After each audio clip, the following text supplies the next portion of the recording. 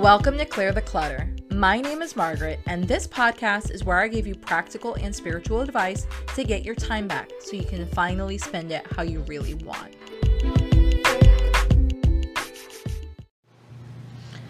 Hello. Welcome to today's episode. So, we are going to be talking about discovering your non-negotiables around work and home. So, you may be wondering, well, what the heck does this have to do with clearing out clutter in my life?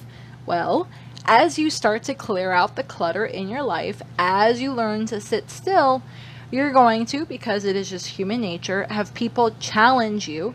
And it could be challenging you physically in regards to your time. It could be challenging you verbally in regards to what is a boundary versus a non-negotiable, or asking for things that are inappropriate.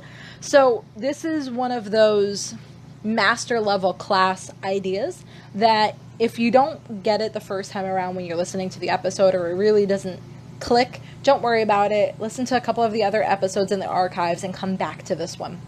Because this one really takes time, once you've cleared out some room and some schedule in your life, for it to actually have a bigger impact than if you were trying to implement it on day one of your clutter clearing journey.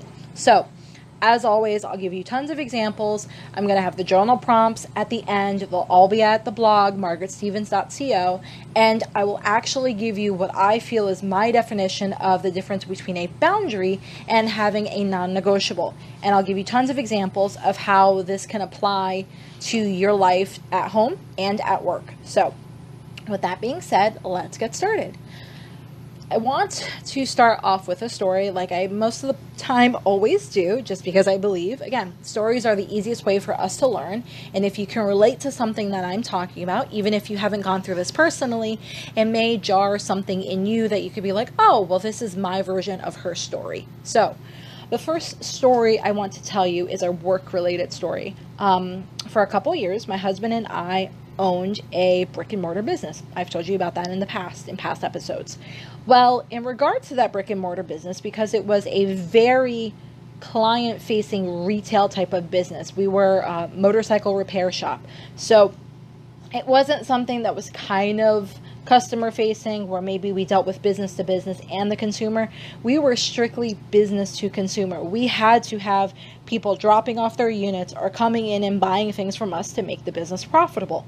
Well, in the efforts to make the business profitable, things started to get a little wishy-washy, and that wishy-washiness went on for probably about a year and a half, and it wasn't necessarily the brightest thing to do, because the wishy-washiness led to a lot of drained energy and a lot of lost potential and a lot of lost creative ideas. So let me give you an actual example so it can kind of click for you.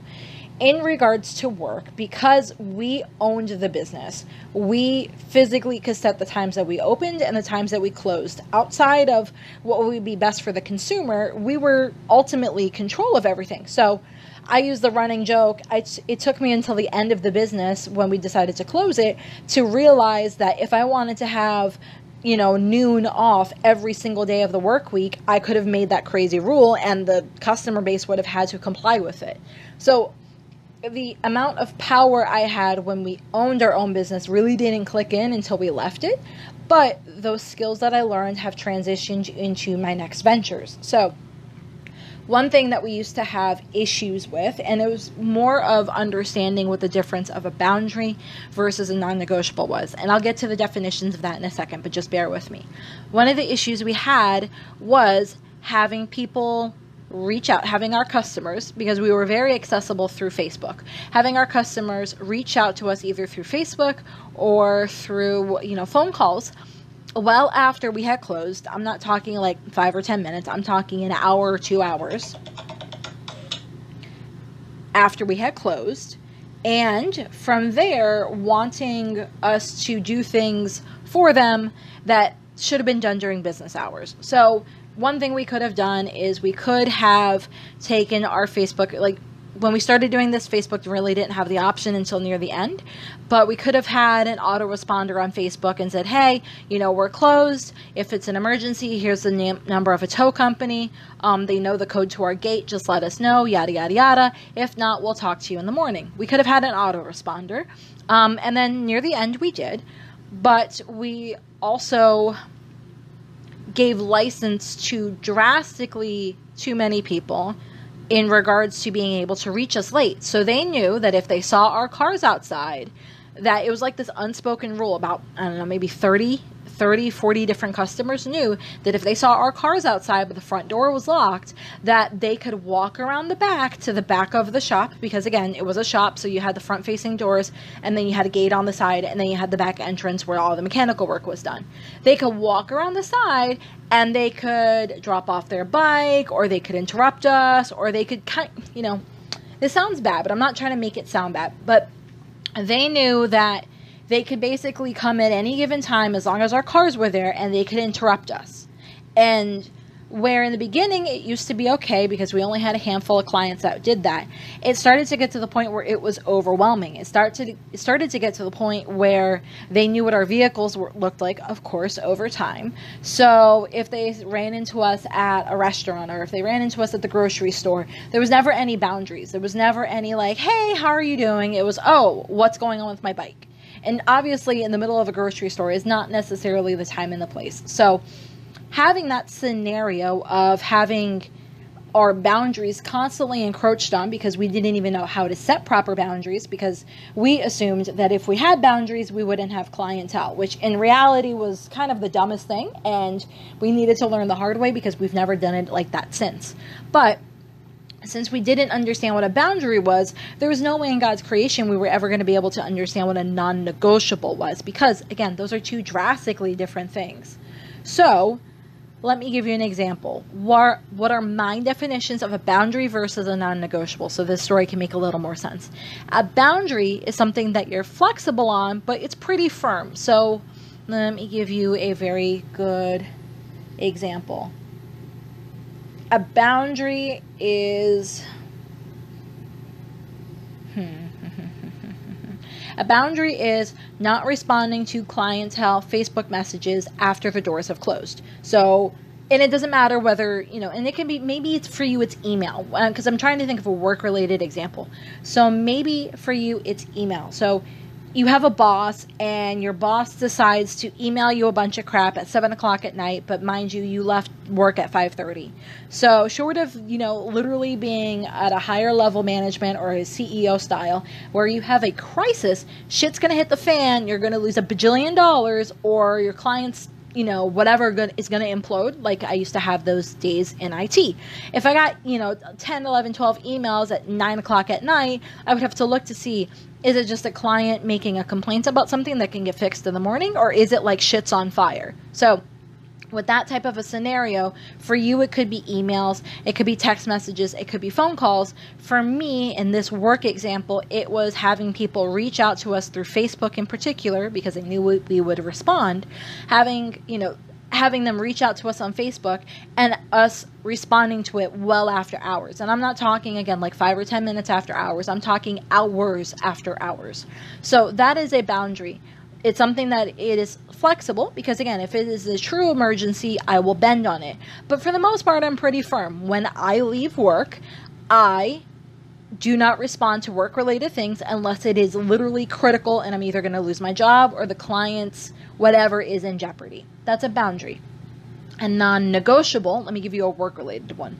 A non-negotiable is getting my paycheck either for the most part, every single week, because majority of the companies I've worked at lately, even including my own, we got paid weekly. We liked the rhythm of getting paid weekly. It kept the cash flow relatively consistent.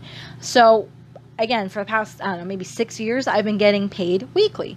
So that's a non-negotiable. I will never give up my paycheck because I know I need to get paid weekly so I can take care of my family.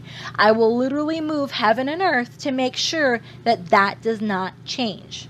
So can you kind of hear the difference? A boundary is where I'm flexible, but relatively firm. Like, I'm not going to respond to that Facebook message. It doesn't matter how many times you message me after hours, but I will literally no longer work at a company that does not see through in paying me in the agreement we've come upon. So whether it is weekly, bi-weekly, once a month, doesn't matter. Whatever the agreement is, if a company is not willing to pay me in the agreements and the terms we've come to, I will no longer work for them. So you can kind of hear the difference of a boundary and a non-negotiable. And going back to the work example, when it came to clients, we didn't know the difference between a boundary and a non-negotiable. And maybe, my example is going to try and, bring something up for you in your work life. So maybe for you, it is the example, like I said, of emails, or maybe phone calls or text messages. Or maybe it's the difference, because I know a lot of moms, not necessarily single moms, but primary caretaker moms. I know a lot of moms that need to be non-negotiable to pick up their kids, because they have to leave their jobs at this time so they can pick up their kids from daycare at this time. That is a non-negotiable. They physically have to go and pick up their kids. A boundary example for work might be, okay, well, I might not want to work weekends, but maybe once a month I work weekends so that my schedule is smoother.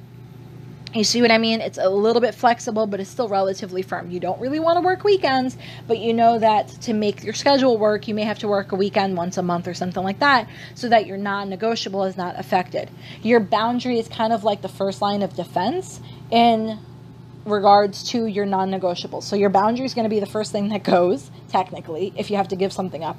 And then your non-negotiable is going to be kind of like where the buck stops. Like heaven, hell, it doesn't matter. Nothing gets past this.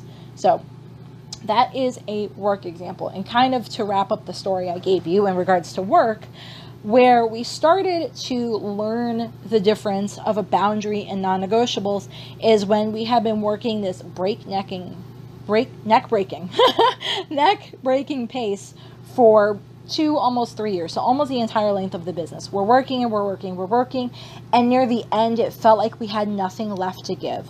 So when we made the decision, and I'll go into this into another episode, but when we made the decision to close the business, it was as much a reality in regards to the market and seeing where the money was moving, where the clientele was moving, and realizing we didn't want to move there, as it was having the energy to physically do the job. So didn't matter how much I loved it, didn't how much of a difference we felt we made, I didn't have the energy to continue on doing what I was doing, because I didn't have boundaries for so long and I didn't have non-negotiables for so long that I felt like there was nothing left in us to give. So to wrap up the work one, what I could have done, what I do now, is I have boundaries that I need to, if I know, it doesn't matter where I'm working, whether I'm working for myself, working on this podcast, working at an employer, working, it doesn't matter, right?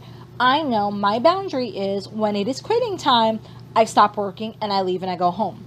Maybe once in a blue moon, I'll have to either stay a couple minutes late or maybe come in a couple minutes early, or maybe I have to hang out maybe 5-10 minutes at most to help a client out. But outside of that, my boundary is pretty firm. I know that when it is time to go home, so that I have something to give and I can replenish myself on a daily basis, I need to leave. Doesn't matter how much the type A person in me wants to stay and wants to keep working. A non-negotiable, again, goes back to I will always get paid what we agreed on the schedule we agreed on. That's like, when it comes to work, that's the difference of a boundary versus a non-negotiable. And those are things I have learned over time. And again, just kind of another little side tangent. If you work for yourself, or maybe you're in the process of working for yourself, maybe you have like a side hustle. When it comes to clients, this is one thing that I feel almost all of us have to learn, and it's fucking painful. Like, it's so fucking painful to learn it, but I don't believe that you can truly embrace it without going through the pain. When it comes to clients, you need to be non-negotiable around your pay structure. So if you have a job, we used to have a threshold. If the job was over $500, the client had to pay the deposit for the job up front and pay it in half. And then they would pay the second half when they picked up the unit. So I'm going to make up an example. Say it was a $3,000 build. We had to do all of this repair and customization to the unit, right? If the quote was $3,000, give or take, and mind you, it was always a rough quote. If the quote was $3,000, for us to get started, for us to order parts, for us to assign someone to work on that unit, they had to pay me $1,500 up front for me to get started. Until they did that, I did not lift a finger. And it used to be where I didn't have the courage to say that. But what went from a boundary to a non-negotiable was having a couple of customers drop off their units, and it was a big ticket, $3,000, $4,000, $5,000, $6,000 ticket, which would have been, fairly profitable, but it would have been great cash flow for my business, where we would start to go ahead and do all of this work. The client would run into magical money issues, and then by the time the project was done, they magically didn't have the money for when the project was done. Or they would, but instead of paying me all at that time, they would have to pay me in 3, 4, 5, 6, 7 chunk installments. Mind you, I never let the physical property leave until everything was paid in full. So we had that option to physically retain something. And because of that, sometimes clients would abandon their motorcycles with us. And now, mind you, I have this amount of money out on something, and now I have to go for the title. I have to go do the paperwork. I have to do this. I have to do that. I have to waste all this time and money and energy. But not everyone has the option, especially in more and more digital age and the more and more digital side work that we do. We don't always have the option to retain all of the things that you're working on before you release it to the client. So with that being said, especially because there's so much things that people are doing digitally when it comes to side jobs, don't start anything until you get paid half up front. It doesn't matter what it is. It could be building a website. It could be creating Facebook ads for someone. It could be creating social media posts for someone. It could be working on their Instagram accounts or Pinterest accounts. It could be creating a sales page, writing copy. It doesn't matter what it is. No one is truly committed, and I know I'm going on a tangent, but bear with me because I feel like someone needs to hear this because I know I needed to hear it. So hopefully whoever it is that you're listening to me and knowing this is in a loving way, because I'm just trying to save you heartache and lost money. So no one is fully committed on anything until money is on the table. I don't care what they say. I don't care how much they're like, yeah, I'm committed. I'm this, I'm that. Rah, rah, rah. It doesn't matter what they say. We never look at what people say. We look at what people do. So they're committed when they hand over the cash, when they hand over the credit card, when they do the bank transfer, when physical ducats is in your hand, and preferably half, because I always go with half because that is the easiest rule in the world to remember. It's not client specific. It's not discriminatory in any way. Doesn't matter how big or how small the job is, half needs to be up front. If you prefer to get paid in thirds, if that, depending on the type of work you do, so maybe you do type of like physical work. If being paid in thirds makes more sense, keep that uniforms for every single customer. Keep it so that every job you do that's under, over a certain threshold, let's say $300, you get paid a third, a third, a third, and here are the rules. You get paid a third to start the job, you get paid a third in the middle of the job, you get paid the last third at the end of the job. For us, because of the amount of physical parts we had to buy, it always made more sense to do half up front because that always gave us enough. It not gave us enough because of cash flow, but it gave us the commitment level from the customer so that we could go ahead and use their money, quote unquote, to buy all of their parts. And then the other half was majority of the time the labor. So it was okay for us to go ahead and get paid the second half upon completion because majority of it was labor, not necessarily thousands upon thousands of dollars of parts out. So that is a very long-winded example given version of what a boundary is versus a non-negotiable when it comes to work. Now, I'm going to give you one other little story when it comes to work that's different than money. I'm going to talk about time. So time is another thing that it is super easy, especially, again, you're clearing out the clutter of your life. You're making it so that things are more flowy, more happy. You feel like you have more down days. You feel like you can breathe again and you can recharge on a consistent basis. Maybe not yet weekly, but maybe way more freaking consistently than what you were doing. So things are getting better for you. This is the time where people start to identify the people in general that are breaking their boundaries and also breaking their non-negotiables. So When it comes to time and it comes to time at work, the easiest example I've always been able to give is leaving on time or being interrupted after hours for non-critical things. So a boundary could be that you need to leave at a specific time so that you could pick up your kids, go home and make dinner, go home and dance naked in the rain. Like, it doesn't matter. The reasoning behind all of this, once you gain the confidence around it, the reasoning behind what your boundary is and what your non-negotiable is really doesn't matter, because it has to be something you believe in so powerfully that it's irrelevant for anyone else because you are willing to fight for it. And I don't use those words lightly. There will be times as you are creating your boundaries and your non-negotiables that you will have to fight for them. So again, it could be you need to have a boundary to leave on time so that you can go to Starbucks and buy a pink unicorn drink at the end of every workday. Like, again, you don't have to justify it to me. You don't have to justify it to anyone. You just need to know what it is. So that would be a boundary, leaving on time. So again, every once in a blue moon, you don't mind staying a little bit late. A non-negotiable in regards to time at work is, okay, maybe you have to stay a couple minutes late, but assuming something is literally not on fire, you are not working after hours. You're not, getting a phone call from your boss. It's 11 o'clock at night and, oh my God, I forgot. There's this, and this. First off, I would hope that you just wouldn't answer your phone. And I know depending on the job, you might not have that ability yet, but you can start to change it over time. And here's how you can start to change it. Let me not just say that. Let me give you an example of how to change it. When I worked in IT, I worked for a company. Again, this conversation of boundaries versus non-negotiables took me about 5 years to learn. And there was about 7 years to learn. I had to think about a job that really beat me up on this one. But it was very painful 7 years because I didn't know the difference of a boundary. I didn't know the difference between that and a non-negotiable. I didn't know what I was fighting for. I didn't know why. And so I was like putty. I was like wishy-washy when it came to all of this stuff. So when I worked in IT, I worked for a company that thought that they could reach you 24/7, and I'm talking literally 24/7. So there would be nights where we would do deployments and we would work our normal day, leave at about 5-6 o'clock, go home, eat dinner, jump back on to group chats and webinars back at around 9-10 o'clock at night, do a deployment until midnight.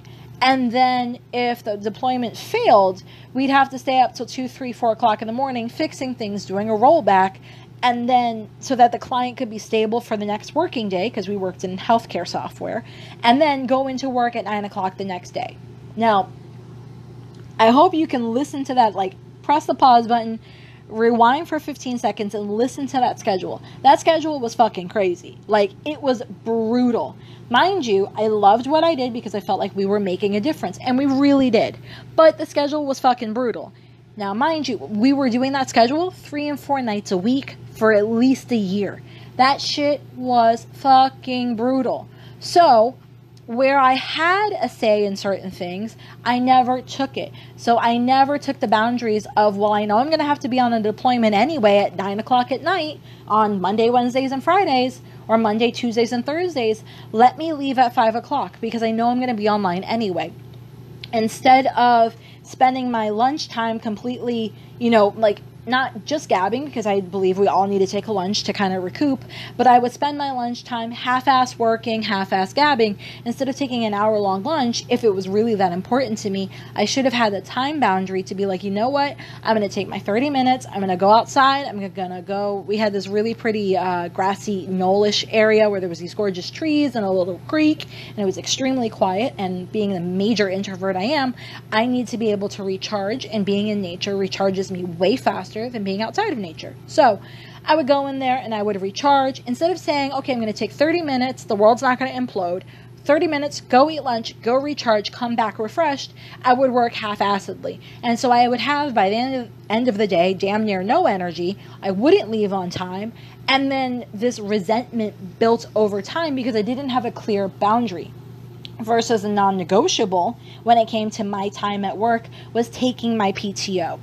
I can't tell you how freaking moronic it was. Mind you, because of the type of job I had and the type of job my husband had, he used to be a software engineer, Cisco software engineer, if any of you know IT-ish words. So lots of acronyms, lots of ducats spent getting him his education, but well worth it. Mind you, we both had crazy schedules because of it. So a non-negotiable should have been for us, well, it doesn't matter if we have to plan our vacations 6 months out in advance, because that is the length of a project, and we know it's going to be in between the lull of one project and the other. Most of the time we knew what our clients look like within 6 months time frames. Instead of knowing that and planning my vacation, I would just let it go and let it go and let it go until we're 6, 8, 10 months down the road. I am so angry and so bitter because I didn't stand up for myself, that I was crabby, I was bitchy, I wasn't giving my best work because there was nothing in me left to give. You see the pattern. When you don't have clear boundaries and you don't have clear non-negotiables, eventually there's going to be nothing left to give and you're going to get burnt out. So what a non-negotiable would have been time-wise for work was taking my vacation. So if I had consciously taken my vacation every 6 months, I would have, it didn't matter what I did. That meant I would have taken time away with my husband where we could relax and we could reconnect. Because keeping my relationship with my husband healthy is a non-negotiable for me. It doesn't matter, work cannot intrude on it, family can't intrude on it, nothing can intrude on it. Having a healthy relationship with him is a non-negotiable. So when it comes to work and time, I hope you can realize that a boundary is, for the most part, leaving on time. But a non-negotiable is taking your vacation time. Whether you take it and you have a staycation, doesn't matter. Whether you take it and you go on a cruise because that's the only way your job will let you disconnect, doesn't matter. Whether you take it and you build it up, maybe once every year so that you could go on one badass vacation, doesn't matter. You need to have the non-negotiable of taking the time off that you are accruing so that you have something left to give and you can recharge on a deeper level. So, with those two tangents being said, that is an example of having boundaries versus non-negotiables at work. Now, the second half of this podcast, I'm going to talk about having the non-negotiables for your home life versus boundaries at your home life. And of course, I will give you journal prompts. So I hope you're ready for them. Okay, so let's dive into part 2 of this episode.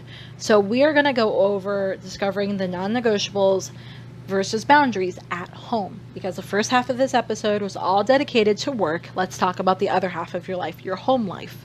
So let me give you an example of what my boundary is at home versus my non-negotiable at home, so this can click a little bit better for you.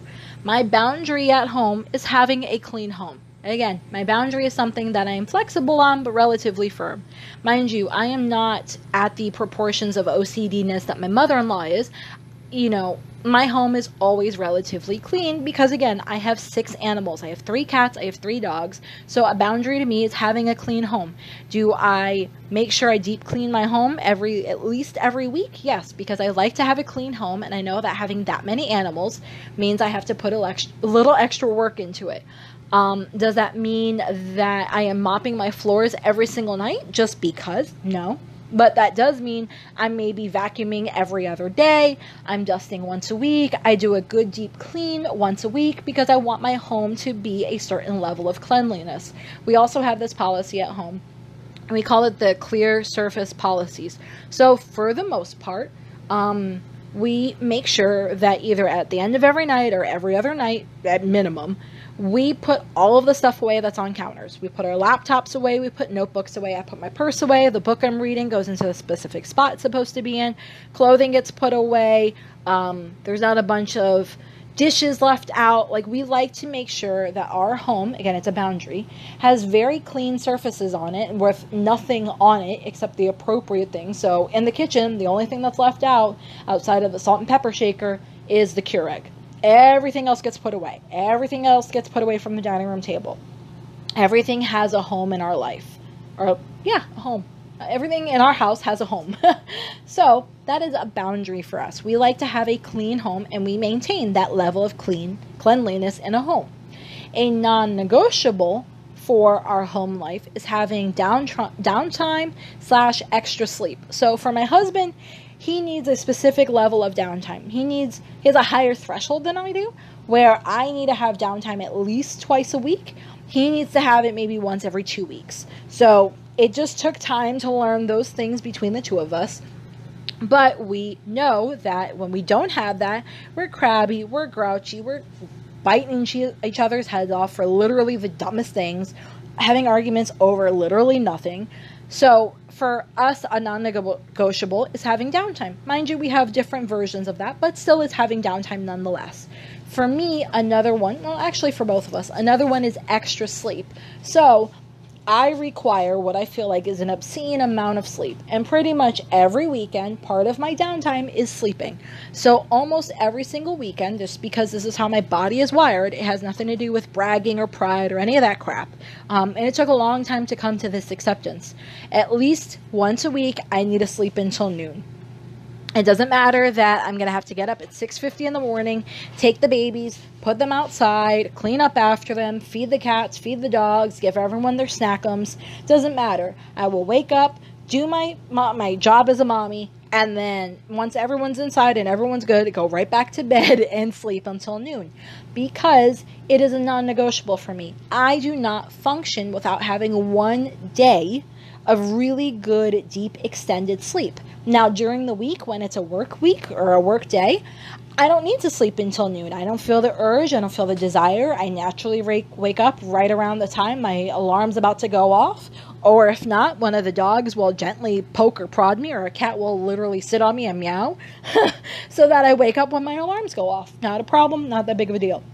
But on the weekends, for years I've tried fighting this where, oh no, I don't need to sleep in. It's a bad virtue. I'm not going to get the amount of things I need done, blah, blah, blah. In reality, it needed to become a non-negotiable for me because it was a way that I can recharge. So normally a non-negotiable is either something that you, again, when it comes to home life, it's a way for you to either recharge or it's a way for you to defend something you love. So having, clean water for my animals is a non-negotiable. We had I think we had a pipe burst or whatever like a month ago in the county. And with that being said, mind you, I'm on a different water supply that's not 100% affected. It wasn't affected by it. And I have a water filtration system set up at the house. But I'm like, you know what? Yep, not even going to chance it. My babies need fresh drinking water. I went out to Walmart, bought a couple of cases of water, and that's how I fed my animals. They had clean bottled drinking water until I felt the threat was past, even though it really shouldn't have affected us. I wasn't going to take a chance because my babies get literally the best of me, and their care and their well-being and their safety is a non-negotiable for me. Again, a boundary at home is being clean or a certain level of cleanliness for me. Another boundary at home is making sure that, we invite people over, but we don't overdo it because, again, we're both introverts. We're just different levels of introverts. So, I'll have people over, but in my younger 20s, I used to have people over 4 and 5 nights a week. Now it's maybe 1 to 2 nights a week because we know that we can be flexible on it, or even if that means going out, we can be flexible about it, but there's a threshold in us that if you keep doing this over and over again, you're going to be really, really grouchy. So now that I've given you a shorter, but at least hopefully in-depth version of what a boundary is versus a non-negotiable at home, let me start diving into some of the journal prompts so you can take this and you can run with it.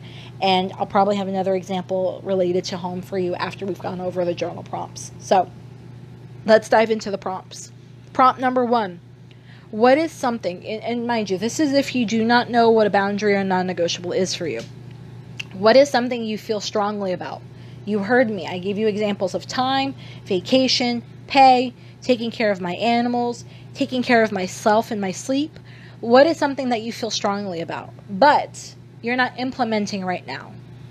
And how does that make you feel? So What I used to not implement, again, going back to past me, I used to not implement the sleep one. So I used to feel super strongly about sleep. And when I would let myself crash, once every 3 weeks versus every weekend, instead of sleeping until noon, I would sleep until 4. And I would almost literally sleep the entire day away because I was so exhausted. I felt very strongly about getting a lot of sleep, but I never actually implemented it, and it made me feel frustrated. You can kind of hear me journaling out loud with you guys. Let me give you an example of something I'm doing for the future me. Again, I hope you go back to one of my favorite episodes, which is caring for your future self. So future me is knowing that I cannot overload my schedule. I feel really strongly about that, but I haven't been implementing it per se that well because I don't know, I have this weird concept that future Margaret is going to have less shit on her plate, but yet future Margaret is always having stuff put on her plate. So it's this weird dichotomy of, yeah, she's not going to have that much to do in the future, but yet I'm never taking anything off of her plate. So I'm really focusing on that right now. So because I feel really strongly about taking stuff off of future Margaret's plate, I am working on implementing, making sure that I either cut out projects that I'm not 100% passionate about, or if there is a project, trying to wrap it up as quickly as possible, or maybe outsourcing it appropriately. And it's making me feel better. It's making me feel a little bit calmer. But right now it feels very frustrating because there's probably about 5 or 6 things that are in the works right now that I just don't really have that much control over. So it's just a matter of knowing that having things on my plate in the future when I really need to just get through them, it makes me feel frustrated, but knowing that I am actively taking them off my plate makes me feel better. So that is something that I am doing for future self. So, next journal prompt. If you did X, how would that move you forward in life? Sometimes we need to think about not only our present day self, but again, going back to that future self episode, we need to think about future you. So future Karen, future Tiffany, future Jovan, future Amy, future Maylin, future. It doesn't matter that I don't know your name. We need to think about future you.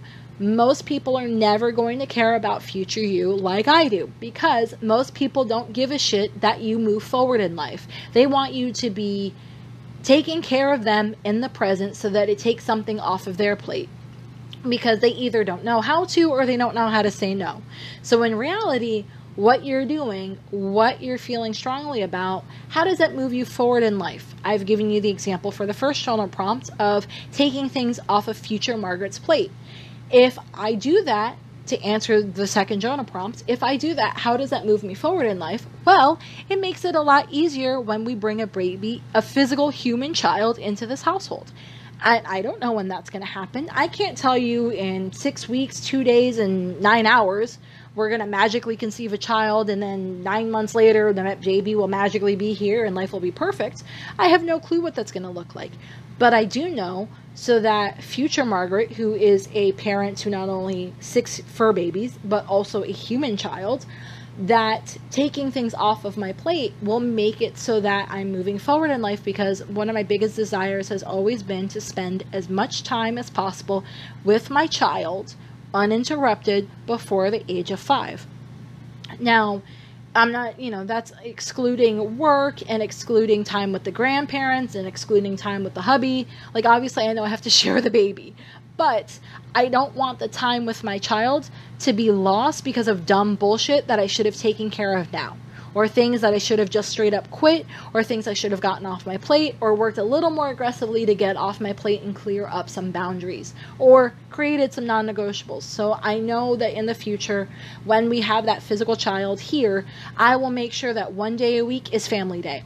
I don't care what that means. I don't care who that interrupts or who gets upset about it because it makes them, not have a great schedule. It doesn't matter. 1 day a week will be family day, where my husband and I will spend time uninterrupted with our child, making memories, going to the park, watching Disney movies, doing sing-alongs, watching because we're huge history and science nerds, watching the History Channel, and hopefully not scaring the baby because we're watching Attila the Hun, or, watching Neil deGrasse Tyson on the Science Channel, or whatever it is.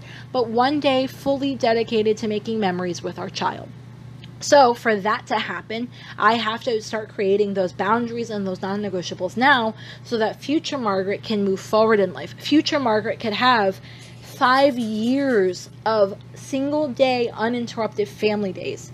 Now, mind you, if you could think of that, if you're a parent now, think about what the difference that would be for you, where you would have 1 day uninterrupted where you just made memories. Some people are really, really good at it, and I have a girlfriend that lives in Washington, D.C. She lives in D.C. I have a girlfriend that lives in D.C., and she's really good about that. She had a child later in life, wasn't expecting it, but she embraced it with open arms, and she's made it so that weekends are family time. They go to the parks, they go to museums, they have picnics, they do all these cutesy things, and she has tons of pictures and tons of memories that she will treasure till the day she dies, and her daughter will treasure till the day she dies. So that's something that's moving you forward in life. As you start to identify your boundaries, identify your non-negotiables in your home life, in your work life, think about how this is going to move you forward. I gave you the example of time. I can also give you the example of money. Making sure that I am paid according to what I've negotiated consistently will also move me forward in life, because that means I can, and again, I've talked about this in a different episode, but I can help us get out of debt. I can help us put money aside in the savings account so that future us has a level of cushion. I can go ahead and make sure all my bills are paid super on time because I don't have to worry about cash flow. I could. So an example again of money, of being paid on time, being paid consistently, is how it moves me forward in life and it frees me up. So hopefully that example can help jar something for you. And if you can, start answering me out loud. Even though I can't hear you, I could probably feel the energy of you answering out loud. If not, take a moment, go to the blog, and start looking at these questions so that you can write them down. So journal prompt number 3 is, what energy would be freed up by not having to endlessly defend your beliefs? So I've talked about having the boss that doesn't respect your boundaries. I've talked about having clients that don't respect your boundaries. I've talked about having family that doesn't respect your boundaries. That takes a shit ton of energy to defend. You may not be realizing it, but I love to use this example. I was talking with a girlfriend, I don't know, maybe a month or two ago. 2 months ago. And she's like, God, you have such great boundaries. We didn't even talk about non-negotiables, but you have such great boundaries. And I told her, I'm like, yeah, because I'm not constantly defending them. And she's like, what do you mean? Because with her, I talk in a lot of analogies. Yeah, that's the right word. I talk in a lot of analogies because that's what clicks for her.